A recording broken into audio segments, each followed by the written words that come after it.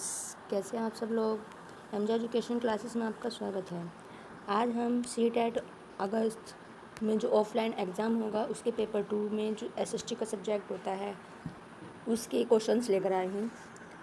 अगर आपने क्वेश्चंस अच्छे से कर लिए तो आपके इस पेपर में पास होने के चांसेस 80% हो जाएंगे। चलिए फ्रेंड्स, टाइम ना वेस्ट करते हुए, टाइम ना बर्बाद करते हुए वीडियो को स्टार्ट करते हैं। एसएसटी के पेपर में आपका 40 मार्क्स का कंटेंट होता है। 40 मार्क्स का कंटेंट होता है और 20 मार्क्स आपके और 20 मार्क्स आपके पेडागोजी के होते हैं। पेडागोजी में आपको नेक्स्ट क्लास में कराऊंगी।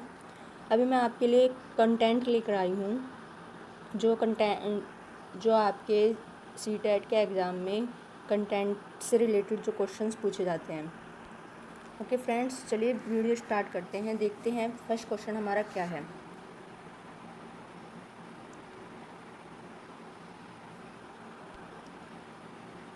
निम्न में से किस गुप्त वंश शासक ने महाराजा धीराज की उपाधि का प्रयोग किया था।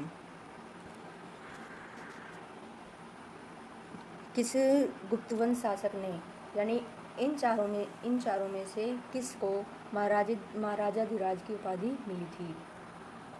किसको मिली थी? चंद्रगुप्त द्वितीय को। ऑप्शन देख लेते हैं। चंद्रगुप्त द्वितीय, समुद्रगुप्त, विष्णुगुप्त, चंद्रगुप्त। तो चंद्रगुप्त द्वितीय को तो मिली नहीं थी, समुद्रगुप्त को मिली थी और चंद्रगुप्त को मिली थी। ओके, तो हमारा इसमें सही आंसर क्या हो जाएगा? बी और डी, यानी हमारा इसमें फोर्थ राइट आंसर हो जाएगा। ठीक है, चलिए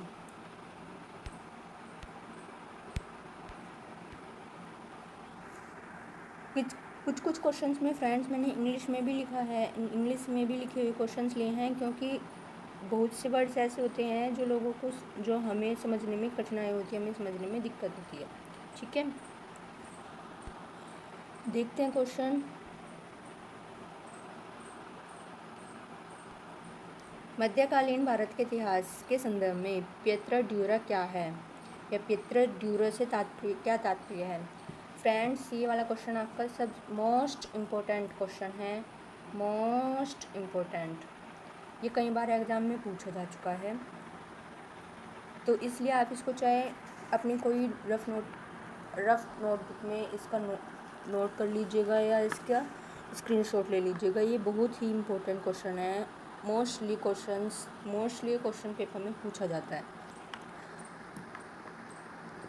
यानी मेडिवल इंडियन हिस्ट्री में पिएत्र ड्यूरा क्या है। तो पिएत्र ड्यूरा जो है हमारा एक कलर्ड हार्ड स्टोन होता है जिसपे बहुत ही ब्यूटीफुल पैटर्न बना होता है। ठीक है, ये यहाँ पे भी दिया हुआ है, देखो हिंदी में भी। ये उत्कीर्णित संगमरमर अथवा बलुआ पत्थर पर रंगीन कठोर पत्थर को दबाकर बनाए गए सुंदर तथा अलंकृत नमूने थे। तो पिएत्र ड्यूरा क्या है हमारा? उत्कीर्णित संगमरमर अथवा बलुआ पत्थर पर रंगीन कठोर पत्थर को दबाकर बनाए हुए रंगीन और सुंदर नमूने थे। ये कलर्ड ब्यूटीफुल पैटर्न था। ओके, इसको नोट कर लीजिएगा। आपसे पूछ सकता है कि पिएत्र ड्यूरा क्या है, और आपको कंफ्यूज करने के लिए पूछ सकता है कि कपड़े की एक जटिल डिज़ाइन है, या फिर मुगल विवाह की रस्म के दौरान बजाए जाने वाला यंत्र है, या रंगीन चित्र है। तो आप इसको ध्यान रखिएगा कि ये उत्कीर्णित संगमरमर और बलुआ पत्थर पर रंगीन कठोर पत्थर को दबाकर बनाए जाने वाले सुंदर नमूने हैं। ठीक है, चलिए अगला क्वेश्चन देखते हैं। क्षेत्रीय संस्कृतियों के संदर्भ में निम्न का मिलान कीजिए और उपयुक्त विकल्प का चुनाव कीजिए। देखिए, ये आपका हिस्ट्री से रिलेटेड क्वेश्चन है, और हिस्ट्री में आपको बहुत से फैक्ट याद रखने पड़ते हैं। अगर आपको इन चारों में से भी किसी एक का भी पता है तो हम ऑप्शन को अच्छे से एलिमिनेट कर सकते हैं।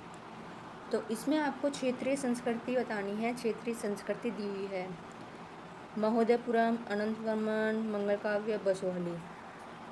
इनमें से अगर आपको किसी का भी पता है तो कमेंट में आंसर ज़रूर करिएगा। चलिए, महोदयपुरम आपका है केरल से। महोदयपुरम किससे है? केरल से। तो आइए कुछ ऑप्शंस को एलिमिनेट करते हैं। हमारा ए सेकंड है ना, ये भी नहीं है, ये भी एलिमिनेट हो गया, ये भी एलिमिनेट हो गया। अब हमारे दो बचे, ठीक है। अब हमें बी वाला भी देखना होगा। अनंतवर्मन हमारा है उड़ीसा से, तो बी का फर्स्ट, हमारा थर्ड ऑप्शन भी एलिमिनेट हो गया। ओके फ्रेंड्स, तो इस तरीके से हम एलिमिनेट करके ऑप्शंस को अच्छे से कर सकते हैं और टाइम भी बचा सकते हैं। लेकिन आपको फैक्ट्स याद रखने होंगे, आपको ये चीज़ें याद रखनी होंगी कि अगर आपको इनमें चारों में से एक का भी याद है तो उससे आप ऑप्शंस को अच्छे से एलिमिनेट कर सकते हैं। चलिए थर्ड और फोर्थ को भी देख लेते हैं। मंगल काव्य आपकी है बंगाल, और बसोहली है आपकी कांगड़ा। ठीक है फ्रेंड्स, चलिए नेक्स्ट क्वेश्चन देख लेते हैं। Which of these is not matched correctly? इनमें से कौन सही सुमेलित नहीं है? मणिग्रामम और नानादेशी व्यापार संघ यानी गिल्ड्स, शिकस्ते और नस्तलीक लेखन की शैली। देखिए, मणिग्राम और नानादेशी भी आपका सही है, व्यापार संघ है ये। शिकस्ते और नस्तलीक लेखन की शैली, ये भी सही है। मूवेंद्वे और अरैयर उपाध्याय, ये भी सही है, टाइटल्स है ये भी। वेट्टियो कदमाई भूमि की श्रेणियाँ नहीं है, तो हमारा राइट आंसर इसमें हमें नहीं देखना है ना, इसमें हमें नहीं ढूंढना है ना नहीं वाला, तो हमारा इसमें राइट आंसर हो जाएगा वेट्टी और कदमाई। थर्ड इज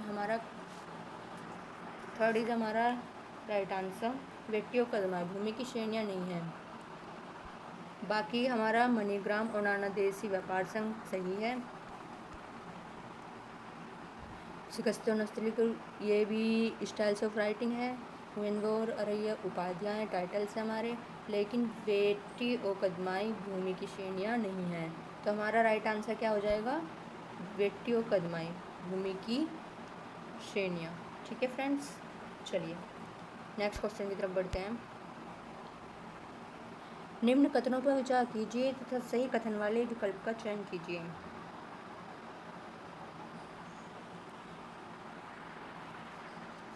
इलाहाबाद में सही कथन ढूंढना है। इसमें इलाहाबाद में अशोक स्तंभ सम्राट अशोक के बारे में सूचना प्रदान करता है। अशोक स्तंभ हमें सम्राट अशोक के बारे में सूचना नहीं प्रदान करता है, ये भी गलत है आपका।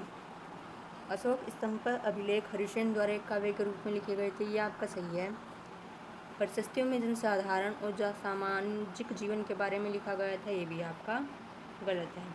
तो हमें इसमें सही आंसर ढूंढना था, तो हमारा सही आंसर सिर्फ क्या हो जाएगा? तो हमारा इसमें सही आंसर हो जाएगा ऑप्शन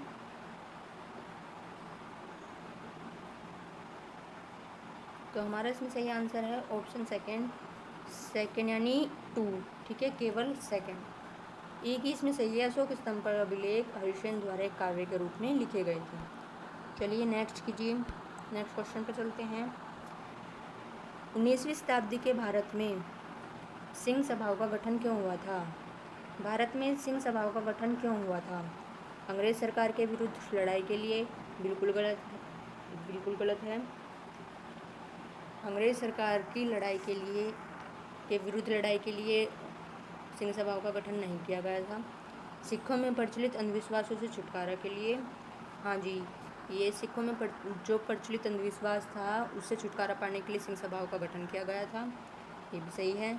जाति प्रतिष्ठा और भेदभाव की प्रथाओं को समाप्त करने के लिए, ये भी सही है। और सिखों में शिक्षा को प्रोत्साहित करने के लिए, तीनों सही हैं। भारत में सिंह सभाओं का गठन इन तीनों चीज़ों के लिए किया गया था, लेकिन अंग्रेज सरकार के विरुद्ध लड़ाई करने के लिए नहीं किया गया था। तो हमारे इसमें जो ऑप्शंस हैं बी, सी और डी, यानी हमारा सेकंड ऑप्शन सही है। ठीक है फ्रेंड्स, चलिए नेक्स्ट क्वेश्चन देखते हैं।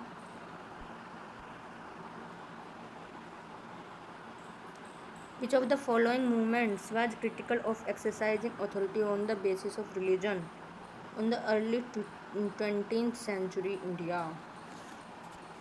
भारत में प्रारंभिक 20वीं शताब्दी में धर्म के आधार पर अधिकार जमाने आधिपत्य स्थापित करने की निम्न में से कौन सा आंदोलन आलोचना करता है? यानी धर्म के आधार पर अधिकार जमाना, ये कौन सा आंदोलन इसकी निंदा करता है? तो वो आंदोलन निंदा करता है आपका स्वाभिमान आंदोलन। ठीक है फ्रेंड्स, स्वाभिमान आंदोलन, सेल्फ रेस्पेक्ट मूवमेंट, ये आपका धर्म के आधार पर आधिपत्य स्थापित करने और अधिकार जमाने पर आलोचना करता है। ठीक है, चलिए नेक्स्ट क्वेश्चन देखते हैं। इल्बर्ट बिल के संदर्भ में कौन सा कथन निम्न में से सही नहीं है? इस विधेयक में प्रावधान किया गया था कि भारतीय न्यायाधीश भी ब्रिटिश या यूरोपीय व्यक्तियों पर मुकदमे चला सकते हैं।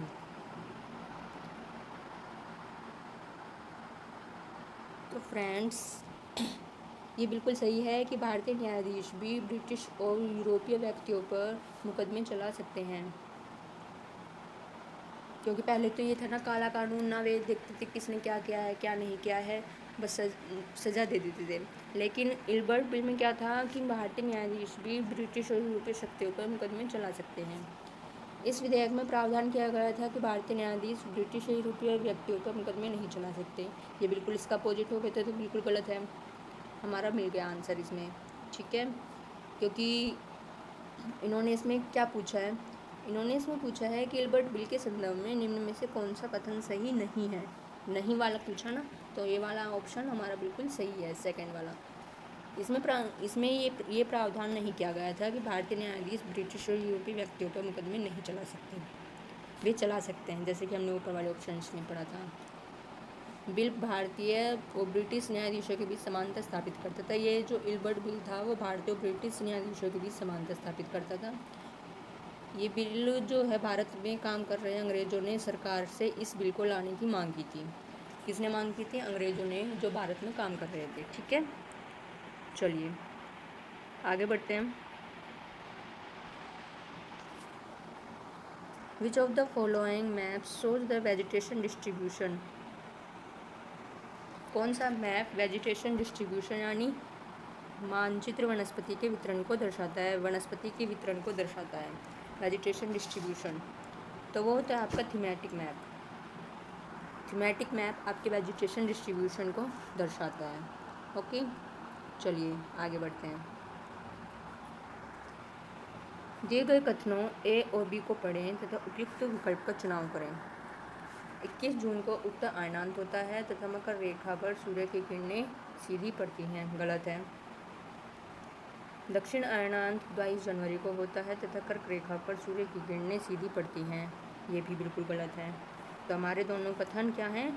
गलत हैं। ओके फ्रेंड्स,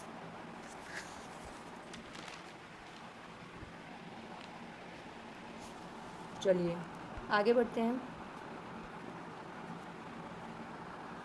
ग्लोब के बारे में दिए गए निम्न प्रश्नों को पढ़िए और उचित विकल्प का चयन कीजिए। ग्लोब पर देशों, महाद्वीपों, महासागरों को उनके सही आकार में दिखाया जाता है। ये बिल्कुल सही है। जब हम लोग स्कूल में पढ़ते थे तो हमें किसी देश के बारे में, किसी महाद्वीप के बारे में, किसी कॉन्टिनेंटल को हमें उसमें ग्लोब के द्वारा ही तो दिखाया जाता था ना। तो ये हमारा बिल्कुल सही है। ग्लोब पर देशों, महाद्वीपों और महासागरों को उनके सही आकार में दिखाया जाता है। ग्लोब हमारे लिए तब उपयोगी होता है जब हमें पृथ्वी के केवल एक भाग का अध्ययन करना हो। ये बिल्कुल गलत है। ग्लोब पर हमें पूरे सभी महाद्वीपों को दिखाया जाता है। ठीक है ना। तो हमें इसमें क्या देखना था? हमें इसमें देखना था उचित विकल्प, यानी सही विकल्प देखना था। तो हमारा केवल ए सही है। ग्लोब पर देशों, महाद्वीपों, महासागरों को उनके सही आकार में दिखाया जाता है। वीडियो अगर से फ्रेंड्स आपको थोड़ी भी हेल्पफुल लग रही हो तो प्लीज़ वीडियो को लाइक कर दीजिएगा और चैनल को सब्सक्राइब करके बेल आइकन को प्रेस कर दीजिएगा, ताकि मेरी आने वाली वीडियो का नोटिफिकेशन आपको पहले मिल सके और आप अच्छे से सीटेट के एग्ज़ाम की प्रिपरेशन कर सकें। चलिए फ्रेंड्स, हमारा लास्ट क्वेश्चन देख लेते हैं आज की वीडियो का। सूची 1 और सूची 2 से मिलान कर सही उत्तर का चयन करें। ये भी आपका सबसे मोस्ट इम्पोर्टेंट क्वेश्चन है, इसको भी आप नोट कर सकते हैं। ये भी एग्ज़ाम में मोस्टली पूछा जाता है। ओके फ्रेंड्स, शीतोष्ण पर्णपाती, उष्ण कटिबंधीय पर्णपाती, उष्ण कटिबंधीय सदाबहार और शीतोष्ण बहार, शीतोष्ण सदाबहार। अगर इनमें से आपको एक का भी पता है तो आप इसको हम ऑप्शंस को एलिमिनेट कर सकते हैं। शीतोष्ण पर्णपाती यानी टेम्परेट डिसीडियस, कौन से हैं इसमें आपके शीतोष्ण पर्णपाती बताइए। शीतोष्ण पर्णपाती है आपका बांज, ऐश और बीच। ठीक है, चलिए देखते हैं। ए का हमारा थर्ड, ये भी एलिमिनेट और ये वाला भी एलिमिनेट। ठीक है, अब हमारे बचे दो ऑप्शंस। चलिए अब बी वाला भी देख लेते हैं।